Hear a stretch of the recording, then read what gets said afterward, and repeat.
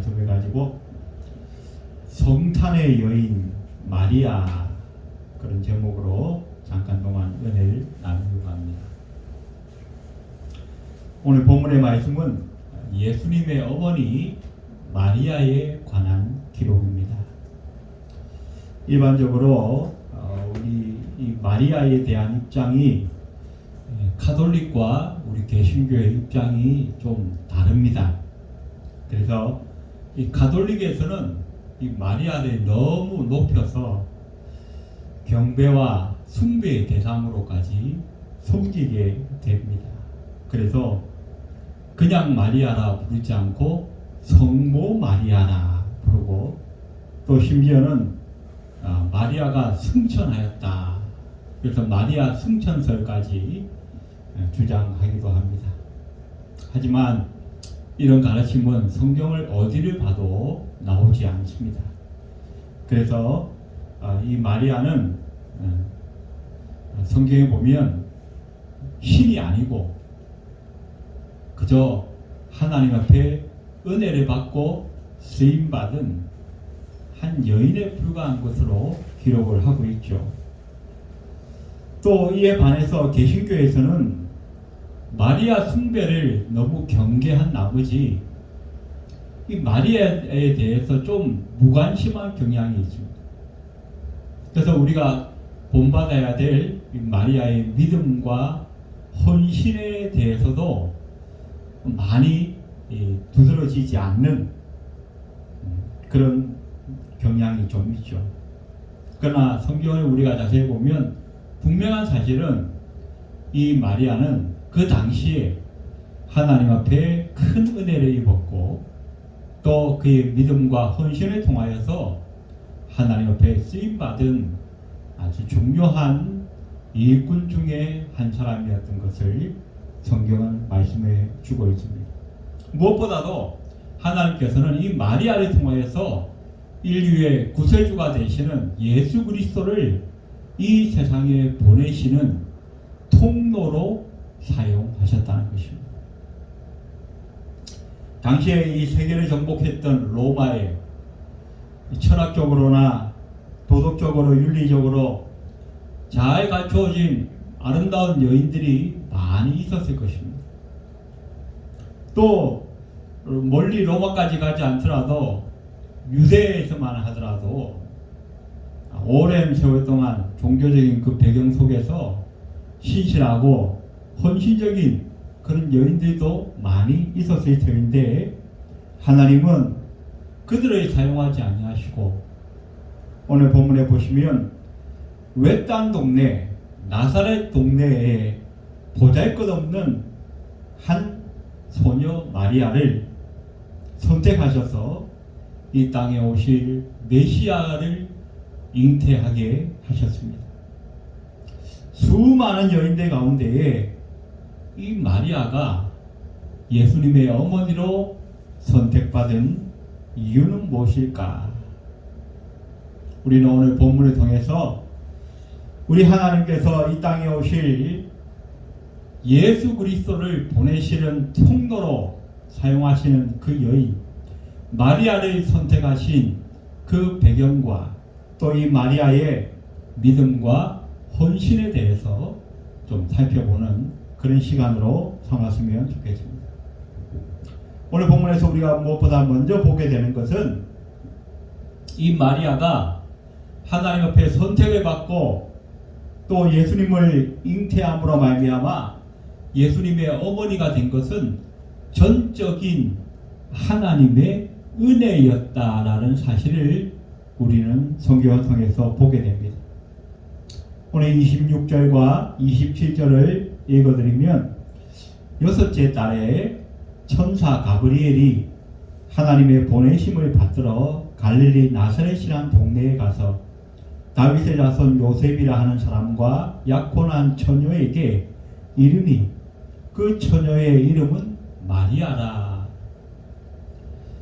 헬라식으로 표현하면 마리아가 되지만 히브리식으로 표현하면 미리암이 됩니다. 그래서 구약에 나타난 이 미리암이란 이름과 신약의 마리아라는 이름은 같은 의미를 가지는 것을 우리는 보게 됩니다. 근데 여기 마리아를 소개하면서 이 갈릴리 나사렛이라는 동네에, 그리고 다윗의 자손 요셉이라 하는 사람과 약혼한 처녀라라고 말씀을 하고 있습니다. 그냥 나사렛이라 하지 않고 나사렛 동네라, 그렇게 성경은 표현하고 있습니다. 이 나사렛은 예루살렘에서 두로나 시돈으로 가는 길목에 있는 동네였습니다. 그래서 이 이스라엘을 점령한 로마 군인이나 또 장사를 하기 위한 이 헬라의 상인들이 늘 통과하고 지나다니던 그런 길목이었어요. 그래서 군인들과 이 장사치들이 많이 지나다니면서 이 자연스럽게 좀 타락한 문화들, 상스러운 문화들이 자리 잡은 그런 곳으로 성경은 기록을 하고 있습니다. 그래서 이 나사렛이라고 하는 동네는 당시 사람들에게 별로 평판이 좋지 않은 그런 마을이었던 것을 성경은 우리에게 알려주고 있습니다. 우리가 복음서에 보면 빌립이라고 하는 사람이 나다나엘에게 전도하는 모습이 있습니다. 그때 빌립이 모세가 율법에 기록하였고 여러 선지자가 기록한 그 일을 우리가 만났는데 그가 바로 나사렛 예수다 라고 말합니다. 그때 이 나다나엘이 어떻게 반응했냐면, 아니 나사렛에서 무슨 선한 것이 나올 수 있느냐, 아주 부정적인 이 고정관념을 드러내고 있는 것을 보게 됩니다. 그래서 이 당시에 이 나사렛이라고 하는 동네는 지금 우리나라로 치면 588 이 미군 부대가 주둔하는 그런 의정부 같은 지역이 아닐까 아마 생각을 해봅니다. 그래서 사람들이 왠지 좀 거칠고 좀 부악스럽고 그런 이 나쁜 이미지들이 자리 잡고 있던 그런 동네였다는 것입니다. 하나님께서 자신의 아들 예수님의 탄생을 위해서 한 여인을 선택하시는데, 갈릴리 지방, 당시에 이스라엘은 주로 중심 도시가 이 유대 지역에 있었죠. 그런데 그 유대 지역도 아닌 갈릴리 지방에 별로 평판도 좋지 않은 그 나사렛 동네에, 더군다나 그 당시에 이스라엘 백성들 가운데는 아주 교육을 잘 받고 신앙적으로 훈련이 잘 되어 있는 그런 많은 여인들이 있음에도 불구하고 굳이 나사렛 동네에 이름도 없는, 별 볼 일 없는, 그리고 교육도 제대로 받지 못하고 나이도 어린 한 소녀, 이 마리아에게 하나님께서 선택하셨다는 것은 전적인 하나님의 은혜가 아닐 수 없다는 것입니다. 원래 이 은혜라고 하는 단어의 뜻이 받을 자격이 없는 자에게 주어지는, 베풀어지는 호의이다, 그런 의미를 갖고 있습니다. 그래서 나사렛 동네에 있는 이 마리아가 하나님 앞에 선택받은 것은 전적인 하나님의 은혜일 수밖에 없다. 그래서 오늘 본문에 보니까 천사 가브리엘이 이 마리아를 만나면서 제일 먼저 한 인사가 뭐예요? 은혜를 받은 자여. 오늘 28절에 보니까 은혜를 받은 자여 평안할지어다, 주께서 너와 함께 하시도다 라고 말씀하고 있다는 것입니다. 자, 그런데 여기서 우리가 오해하면 안 되는 것이 있습니다. 하나님께서 이 마리아를 선택하신 것이 전적인 하나님의 은혜이지만, 그럼에도 불구하고 이 마리아에게 하나님께서 이 마리아를 선택할 수 있을 만한 그런 조건들이 있었다는 것입니다. 그런 믿음의 아름다운 모습들이 있었기 때문에 하나님께서 마리아를 선택하셨다는 거예요. 하나님께서 은혜를 베푸시되 그렇다고 해서 아무렇게나 아무에게나 은혜를 베푸신 것은 아니었다는 것을 성경은 우리에게 말씀해 주고 있습니다. 자, 오늘 30절에 보시면 천사가 일러 가로되 마리아여 무서워하지 말라 네가 하나님께 은혜를 입었느니라 라고 말씀하고 있습니다. 여기에 은혜를 입었느니라 이 표현이 중요합니다. 헬라어에 보니까 휴레스라고 하는 단어를 썼습니다. 이 휴레스라고 하는 단어는 능동태 직설법인데 이 부분을 좀 정확하게 해석을 하면 어떻게 되냐면 마리아가 가만히 있는데 하나님의 은혜가 임했다 이런 의미가 아니에요. 여기에 능동태 직설법은 본인이 뭔가를 열심히 찾고 갈망했다가 찾고 갈망하다가 그것을 결국 찾았다 이런 의미를 갖고 있어요. 그래서 조금 더 바르게 해석하다 보면 마리아가 하나님의 은혜를 간절히 원했다는 것입니다. 간절히 찾았다는 것입니다. 간절히 구했다는 것입니다. 구하고 찾고 하다가 결국 그것을 찾았다. 결국 그것을 얻어내었다. 그런 의미를 갖고 있다는 것입니다. 그래서 우리는 이 마리아의 믿음에 대해서 한번 이 추정을 해볼 수가 있어요. 그녀는 많이 배우거나 훌륭한 여성은 아니었지만 하나님을 무척 사랑하는 여인이었던 것을 우리는 알 수 있습니다. 비록 나사렛이라고 하는 작고 평판도 좋지 않은 그런 동네에 살았지만 그의 마음에는 하나님을 향한 소망이 있었고 끊임없이 하나님의 은혜를 구하는 그런 믿음과 소망을 가진 여인이었다는 것입니다. 그렇기 때문에 하나님께서 그것을 아시고 천사 가브리엘을 보내서 그 마리아에게 하나님께서 너를 선택하셨다. 하나님께서 너에게 은혜를 베푸신다라고 말씀하고 계시다는 것입니다. 그렇습니다. 하나님께서는 하나님의 은혜를 갈망해 오던 찾고 구하던 그 마리아를 선택하셨다는 것입니다. 하나님은 지금도 이 세상 가운데 하나님의 은혜를 갈망하는 그 사람들을 찾고 계십니다. 세상이 힘들고 어렵지만 한탄하거나 비가 나거나 낙담하여 주저앉아 있는 사람들이 아니라 비록 현실은 힘들고 어렵다 할지라도 그 속에서 하나님을 간절히 찾고 소망하고 갈망하는 사람들을 주님은 찾고 계시고 그 사람들을 통하여 지금도 역사하고 계시다는 사실을 우리는 오늘 본문을 통해서 알게 되어지는 것입니다. 이번 성탄절에 우리가 며칠 앞두고 오늘 이 연말에 우리가 다시 한번 하나님을 향한 그 갈망, 하나님을 향한 그 소망을 회복하는 우리가 되었으면 좋겠습니다. 그래서 우리도 하나님 앞에 선택받고 쓰임받는 하나님의 주인공이 다 되시기를 주의 이름으로 축원드립니다. 두 번째 오늘 본문에서 우리가 보게 되는 것은 이 마리아는 충분히 선택받을 만한 믿음을 갖고 있는 여인이었다는 것입니다.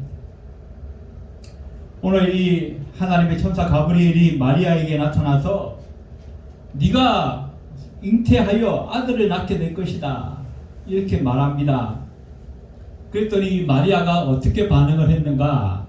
오늘 34절에 보시면 마리아가 천사에게 말하되 나는 사내를 알지 못하니 어찌 이 일이 있으리까? 마리아의 처음 반응은 어찌 이런 일이, 나는 남자를 알지 못하는데 어찌 이런 일이 있겠습니까? 좀 의문스러워 했습니다. 놀랐습니다. 당황했습니다. 그랬더니 이어 천사가 말합니다. 35절에 성령이 내게 임하시고 지극히 높으신 이의 능력이 너를 덮으리니 이러므로 나실 바 거룩한 이는 하나님의 아들이라 일컬으리라. 여기에 우리가 눈여겨봐야 할 단어가 있는데 덮으리니. 이 덮는다는 의미는 우리가 작년인가요? 우리가 출애굽기 공부를 했죠. 그때 성막을 다 지어놓고 완성하고 나니까 어떻게 해요? 하나님의 영광을 상징하는 구름이 와서 그 성막 전체를 다 덮었다. 하나님의 영광, 하나님의 임재를 상징하는 그 구름이 성막을 덮었던 것처럼 성령의 능력이 너의 그 마리아, 너를 덮을 것이다. 너의 몸과 마음을 덮을 것이다. 그래서 그 하나님의 능력이 너로 하여금 잉태하게 할 것이다. 그렇게 천사가 말하고 있다는 것입니다. 그러면서 이 천사가 이 마리아의 믿음을 북돋우기 위해서 한 가지 예를 들어서 말하고 있습니다. 그것은 바로 마리아의 먼 친척이 되는 이 엘리사벳이라고 하는 사람이 있었는데 이 사람은 나이가 많은 할머니예요. 그런데 이 할머니가 어떻게 해요? 바로 6개월 전에 아기를 잉태했어요. 성령의 능력으로, 하나님의 능력으로 그 아기를 잉태했는데 그 아이의 이름이 뭐라고요? 세례 요한이라.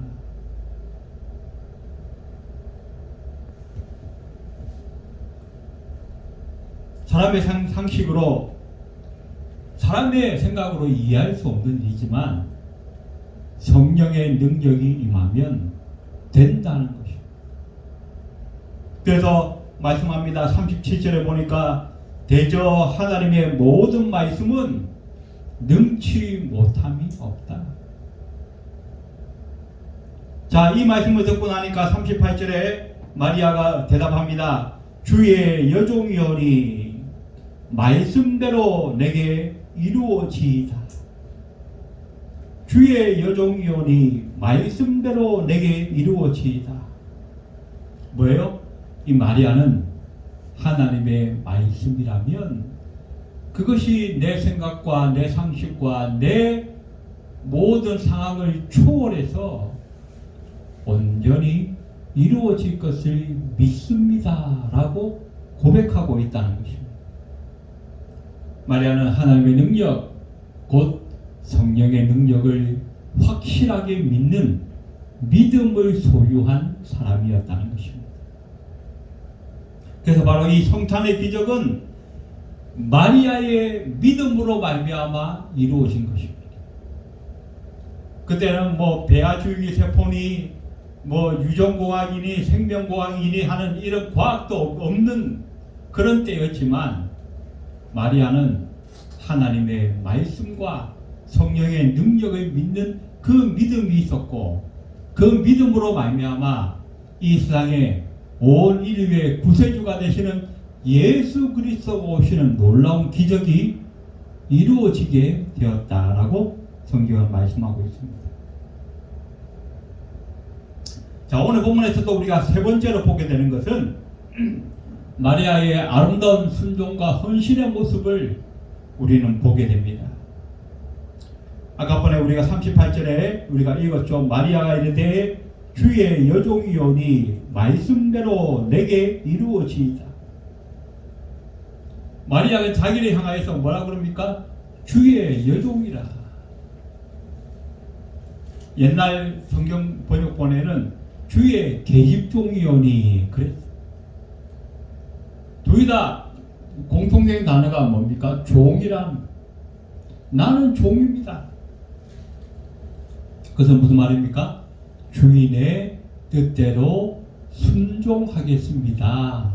그런 의미를 갖고 있는 것입니다.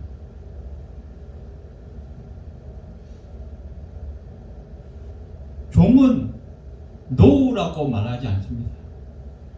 항상 주인의 명령에 예스라고 말하는 것입니다. 또 오늘 여기 본문에 우리가 중요한 단어가 내게 이루어지이다. 헬라어의 게노이토라고 하는 단어를 썼습니다. 이 단어는 중간태 기원법, 말이 어렵죠. 간절한 마음의 소원을 나타내고 있다는 것입니다. 마리아는 그냥 성령이 천사를 보내서 가브리엘을 보내서 네가 잉태할 것이다 그렇게 말하니까 마지못해 어쩔 수 없어서 그냥 그냥 알아서 하십시오 그런 의미로 말한 것이 아니었다는 것입니다. 여기 내게 이루어지이다 이 말은 어쩔 수 없는 체념으로 그렇게 말하는 것이 아니라 내가 그 말씀대로 이루어지기를 간절히 원합니다. 게노이토라고 하는 헬라어를 썼다는 것입니다. 하나님의 말씀이라면 그것이 간절히 이루어지기를 원합니다. 그러나 지금 이 말씀이 이루어지면 어떻게 됩니까? 마리아는 돌에 맞아 죽을 수 있는 상황이에요. 아직 결혼을 한 것이 아니었어요. 남자를 알지 못하는 상태에서 아이를 뵈면, 처녀가 아이를 뵈면 어떻게 돼요? 지금도 이렇게 이슬람권이나 이런 이 여성의 인권이 아주 억압받는 그런 이 사회나 제도에서는 지금도 이 처녀가 임신하면 맞아 죽어요. 그런데 지금부터 2000년 전에 이 유대 사회는 아주 엄격한, 우리나라 조선시대보다 더 엄격한 그런 시대예요.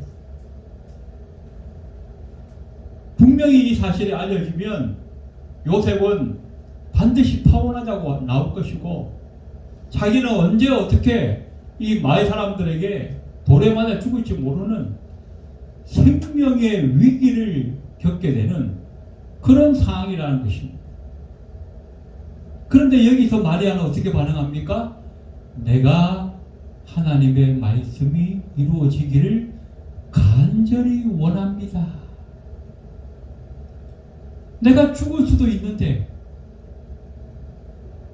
내 형편과 내 상황은 초월해서 그것이 하나님의 말씀이고 그것이 하나님의 뜻이라면 나의 안정과 나의 행복과 나의 평안에 상관없이 그 말씀이 이루어지기를 원합니다라고 고백하고 있다는 것입니다.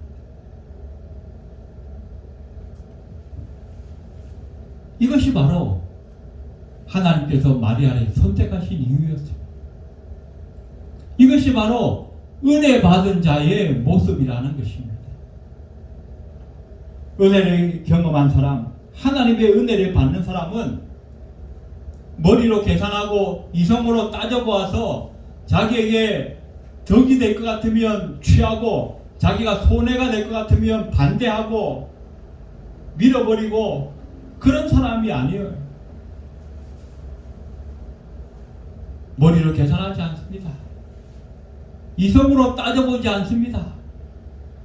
그것이 하나님의 말씀이라고 한다면 비록 내게 손해가 되고 비록 내게 어려운 상황이 있고 고난과 역경이 있다 할지라도 그 말씀대로 이루어지기를 결단하고 순종하며 나아가는 사람, 그 사람을 성경은 은혜 받은 사람이다 라고 말씀하고 있다는 것입니다. 하나님은 바로 옛날이나 지금이나 이런 사람들을 찾으십니다. 순종하고 헌신하는 사람, 나의 이익보다 하나님의 영광을 더 구하는 사람, 그 사람을 하나님이 찾으시고 그 사람들을 통하여 지금도 역사를 움직이고 이 세계를 운영해 가시는 줄로 우리는 믿는 것입니다. 해마다 크리스마스가 되면 생각나는 이야기, 우리가 잘 아는 이야기가 있죠. 캐나다의 그 몬트리올의 이 크리스찬 초등학교에 라이프라고 하는 한 소년의 이야기를 우리는 잘 알고 있습니다. 크리스마스가 다가오니까 성탄 연극을 준비하고 있는데 이 단원들을 모집하는데 라이프라고 하는 4학년 학생이 자기도 하고 싶어 하는 거예요. 그런데 이 학생은 정신지체가 있어요. 말도 떠듬떠듬하고 또 때로는 행동도 부자연스러운 거예요. 그래서 도저히 연극을 제대로 소화해낼 수가 없어요. 그런데 본인이 그걸 하고 싶어 하는 거예요. 그래서 한 선생님이 안타까운 마음에 그 라이프에게 어떻게든 이 배역을 하나 주고 싶어 가지고 열심히 그 배역을 찾아보았더니 대사가 아주 짧은 한마디만 하면 되는 그런 배역이 있었어요. 바로 여관집 주인 배역이었어요. 요셉과 마리아가 임신한 몸을 이끌고 그 문을 두들기면 방 없어요 라고 이 한 마디를 3번 반복하면 되는 거예요. 방 없어요, 방 없어요, 방 없어요. 3번만 하면 되는 거예요. 그래서 열심히 연습을 시켰어요. 그리고 드디어 이제 연극이 시작되는 그날, 선생님이 마음을 졸이면서 이 라이프가 잘할 수 있을까 마음을 졸이면서 지켜봅니다. 요셉과 마리아가 등장합니다. 문을 두들깁니다. 이 사람이 임신해서 이제 곧 아기가 나올 것 같은데 우리에게 방을 좀 주십시오. 방 없어요. 한번 잘했습니다. 그런데 요셉과 마리아가 그냥 물러가지 않습니다. 지금 곧 아기가 나올 것 같습니다. 큰일 났습니다. 제발 우리에게 방을 좀 주십시오. 또 2번째 말합니다. 방 없어요. 그런데도 물러가지 않고 요셉과 마리아가 마지막 사정을 합니다. 아이고 날씨는 춥고 이렇게 사람이 많은데 우리가 지금 어디로 가겠습니까? 제발 우리에게 사정을 좀 보아서 꼭 방을 좀 주십시오. 아기가 금방 나올 것 같습니다. 그랬더니 그 얘기를 듣는 순간에 이 라이프의 눈에 눈물이 고이기 시작합니다. 그리고 이 라이프가 울먹이면서 말합니다. 그러면요 제 방으로 오세요. 아니 방 없다고 얘기를 해야 되는데 제 방으로 오세요. 눈물을 글썽이면서 이 라이프가 약속을 깨어버렸어요. 사람들이 다 웃었습니다. 그러나 그 웃음 뒤에 모든 사람들이 마음에 숙연해지는 감동을 받았다라고 그 이야기는 마무리를 하고 있습니다.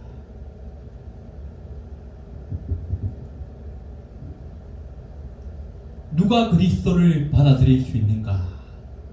이 라이프처럼 순수한 마음으로, 순진한 마음으로 예수님을 향하여 내 방이라도 내놓을 수 있는 바로 그 사람, 그 사람이 진정으로 예수님을 맞이할 준비가 되어 있는 사람이 아닌가 생각을 하게 됩니다.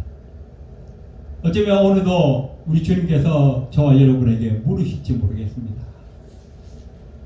나를 위하여 방을 준비하고 있느냐? 서양 사람들은 말합니다. 너무 바쁘다고 말합니다. 다 방이 없다고 말합니다. 우리는 돈도 없고 시간도 없고 마음의 여유도 없고 그래서 예수님을 모실 방이 없다고 말합니다. 그래서 어쩌면 주님은 지금도 주님을 위하여 방을 준비하는 그 사람들을 눈을 씻으면서 찾고 계신지 모르겠습니다. 그렇다면 이번 성탄절에는 우리가 이 라이프처럼 내 방으로 오세요, 주님.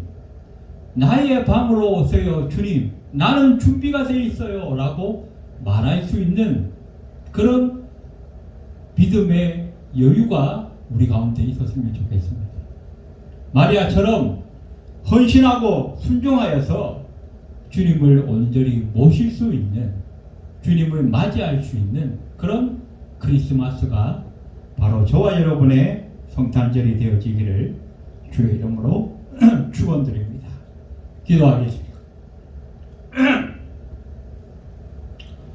고마우신 하나님, 세상 일에 바빠서 나는 돈이 없고 시간이 없다고, 주님을 모실 방이 없다고 우리가 핑계하지 않게 하시고, 마리아처럼, 라이프처럼 하나님의 은혜를 생각하며 순수하고 순진한 마음으로 주님께서 오실 그 방을 예비하여서 이번 성탄절은 우리가 온전히 주님을 모시고 주님을 경배하는 참된 성탄절이 될 수 있도록 주께서 기뻐하시며 하나님께는 영광이요 사람들에게 평화를 전할 수 있는 의미 있는 성탄절이 다 될 수 있도록 주님 축복하여 주시옵소서. 예배를 마치고 돌아가는 발걸음 위에도 함께하여 주옵소서. 예수님의 이름으로 간절히 기도드리옵나이다. 아멘.